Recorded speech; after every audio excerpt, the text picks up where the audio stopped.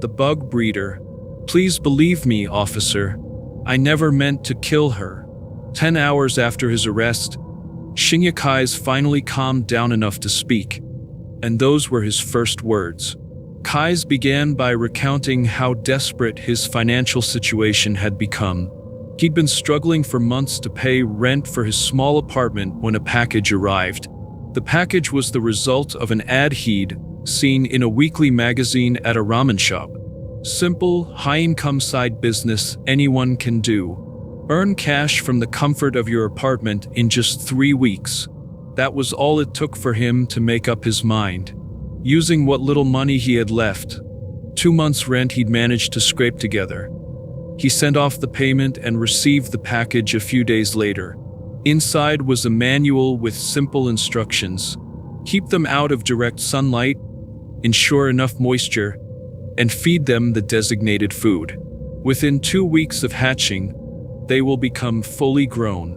Kise had unknowingly signed up to breed worms, lugworms, and other bait worms for fishing. What started as a side gig quickly became his main source of hope. The idea of receiving money within just 3 weeks was a godsend to Kise, who was months behind on rent and deeply in debt.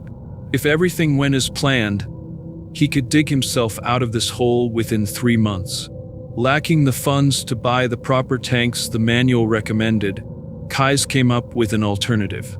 He pulled out an old futon bag. It was made of a special fabric that allowed air to pass through but was waterproof and odor-resistant. It wasn't ideal, but it was the best he could manage. He dumped the damp compost soil-like feed, and a bag full of eggs into the futon bag and stirred the mixture together. Soon, he could hear rustling sounds, signs of the worms growing inside. The insects were thriving. In just another week, they'd be plump, fully grown, and ready to be packaged and sent back to the supplier. That meant money enough to get back on track. To Kise, the rustling from the futon bag sounded like the clink of coins, like fortune itself whispering from inside. But then a problem arose. He ran out of food for the worms. According to the manual, do not let the food run out. If they go hungry, they will turn on each other. He barely had enough to eat himself, let alone feed the worms. He gave them his scraps, but it wasn't nearly enough. There was no money left to order more feed, and in the last week before shipment, he decided to go without food himself, in the hope of keeping the worms alive. 5 days into his self-imposed starvation, Kise's landlord, Sagawa, paid him a visit. She'd come to collect the overdue rent. When Sagawa knocked on the door, Kise didn't respond at first. He was pale, his eyes hollow and devoid of expression. She mistook his frail condition for something else. Neighbors would later recall hearing her accuse Kise, "You're on drugs, aren't you?" Sagawa's family reported her missing that same night.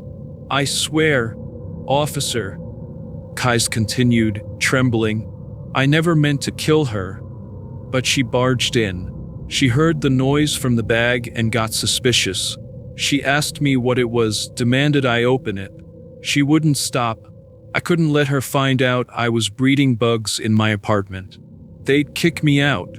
I begged her not to open it, but she unzipped the bag, saw inside, and screamed. I panicked. I hadn't eaten in days, my mind was spinning. All I could think about was stopping her from screaming. I grabbed her from behind, covered her mouth, and then she went quiet. I didn't mean for it to go that far, but she was quiet. She wasn't moving. I didn't know what to do. So I put her in the bag, and I zipped it back up. Then the bugs, they started wriggling, squirming all over her, making those horrible slurping sounds. I couldn't think straight. I heard that noise all night, just gnawing away at my mind. Please, you've got to believe me. I didn't mean to kill her. 3 days after Sagawa was reported missing, a search warrant was issued for Kise's apartment based on neighbor testimony. When Detective Sergeant Junichi Tanaka unzipped the futon bag, The sight that greeted him haunted him for the rest of his life. He never touched spaghetti again,